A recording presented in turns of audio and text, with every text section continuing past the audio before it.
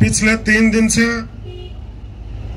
गांव दासना की डाणी के हमारे नौजवान भाई राजपाल जाखड़ की, जिसको मैं दुर्घटना नहीं कहूंगा, एक तरीके से बिजली विभाग के अधिकारियों द्वारा जो हत्या की गई है, उसके खिलाफ कल से उनके शव के साथ यहां कार्यालय के बाहर जो धरना चल रहा है, इस धरने में उपस्थित दासना की डाणी सहित तमाम आसपास के गांव के मौजूद सारे बुजुर्ग, युवा साथी, माताएं, बहनें और इस संघर्ष समिति के नेतागण आदरणीय किशन पारिक जी यहाँ बैठे हैं। मेरे हिसाब से आंदोलनों का इनको बहुत ज्यादा अनुभव है। कल कामरेड अमराराम जी भी हमारे बीच में बैठे थे। हमारे उप जिला प्रमुख ताराचंद जी दाहिल भी हमारे बीच में मौजूद है।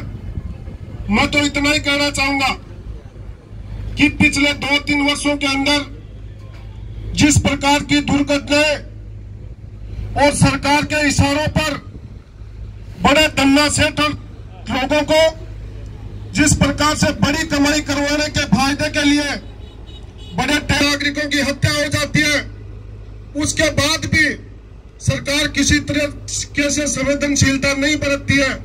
यह हमारे लिए सबसे बड़े दुर्भाग्य की बात है।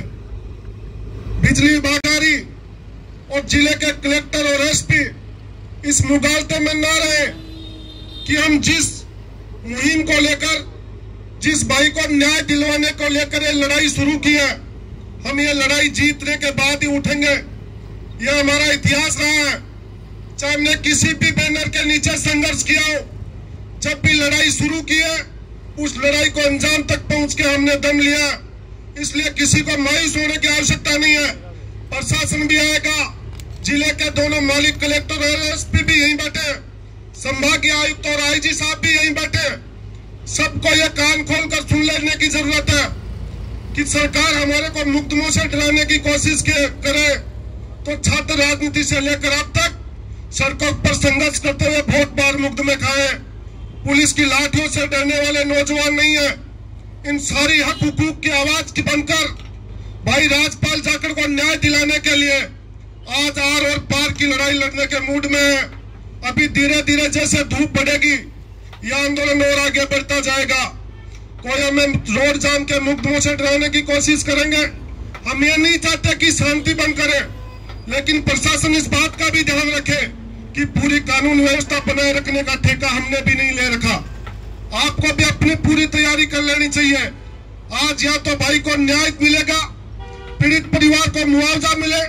एक 28 साल के नौजवान बेटे को खोने का उसके माँ बाप को पता है क्या दुख दर्द होता है।